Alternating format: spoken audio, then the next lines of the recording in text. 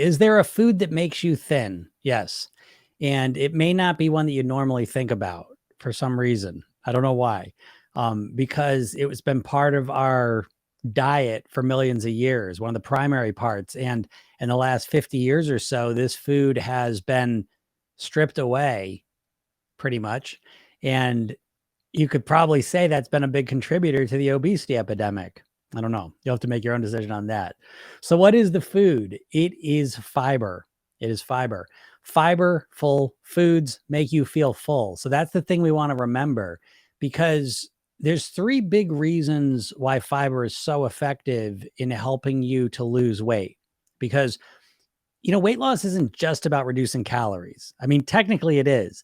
But the bigger question is, how do you get yourself to reduce calories consistently, right? That's the real secret. And the way you do that is to manage your hunger. Okay. So there's three big reasons why fiberful foods are so helpful in helping you lose weight. The first one is that when you're eating some food with a lot of fiber in it, the calories in that food are binded to the fiber. And so the first thing that happens from that is that because those calories are binded to the fiber, it's a slower absorption. And that is better for your body because there's not that spike of glucose and then that, crash of it being cleared out by the insulin. And so it's a slower, more stable absorption and release of glucose into your bloodstream, which is really beneficial because it makes you feel satisfied longer, right? When it's a slow, steady release of glucose, as opposed to a spike and then a crash.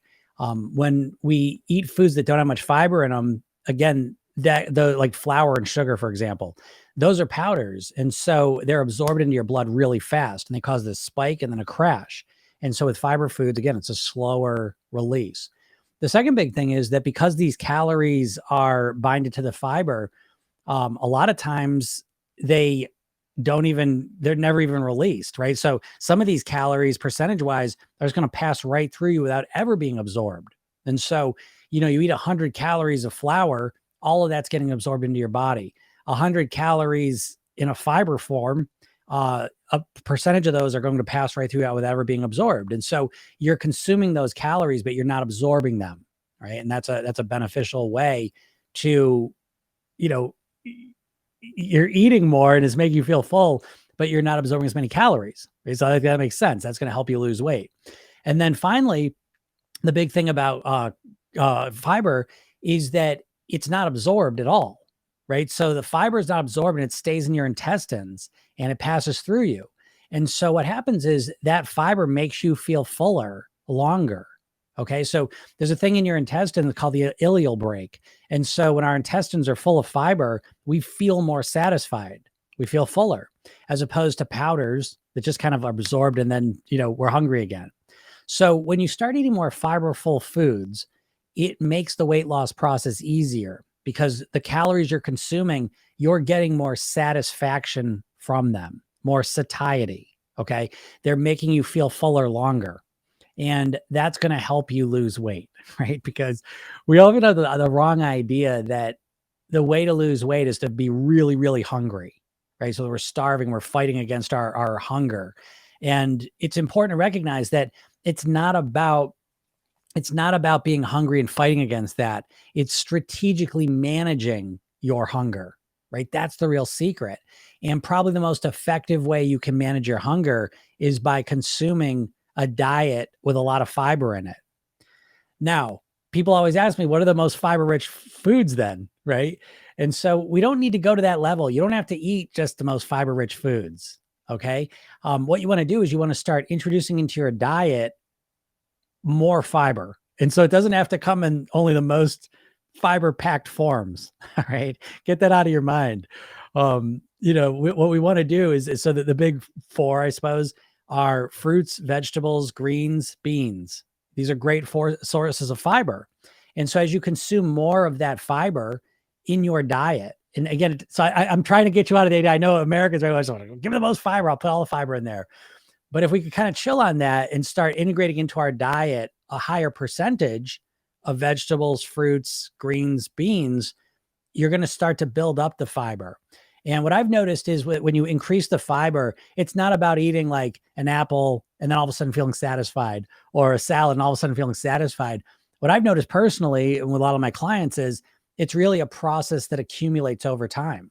Okay. So that the more fiber you're eating consistently over the days, the more you're kind of filling up your intestines with fiber, right? You're gonna get into the nuts and nitty gritty of it all, but that makes you feel fuller, and I can't articulate how important that is enough, because a lot of what's been stripped from our modern diet, right? Think about this: processed foods, what's been stripped from them is the fiber, right? Because fiber doesn't process well, it doesn't freeze well, it doesn't package well.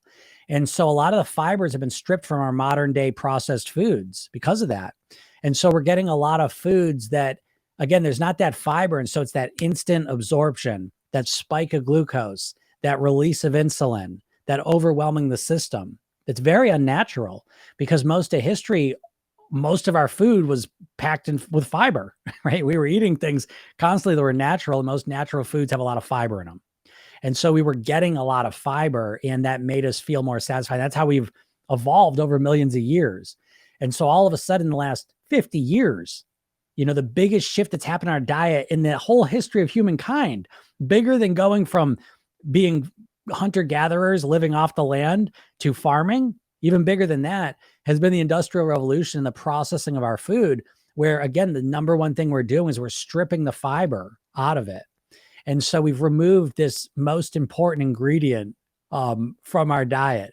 Now, they've said for years, oh, it doesn't matter, you don't absorb it. But again, you have to think of things in a systemic way. It's not just about if you absorb it and what it does to you. It's the side, residual effects of it, the secondary benefits of it that I've mentioned. Those are the big ones. And so as you start creating a diet more full of fiberful foods, you're going to feel more full. Say that 10 times fast, right? And it's going to be easier. That's the point I'm trying to make, because you got to stop with I'll do anything to lose weight, I don't care how hard it is. You have to stop with that, because that's a short-term approach. And you want to start thinking about, how can I strategically change my eating so that I'm easily and comfortably consuming less calories regularly, because that's how you live at your new goal weight, as opposed to just lose some weight for a little while. And I would say, eating wise, one of the most powerful strategies you have are to introduce more fiberful foods into it and start eating those.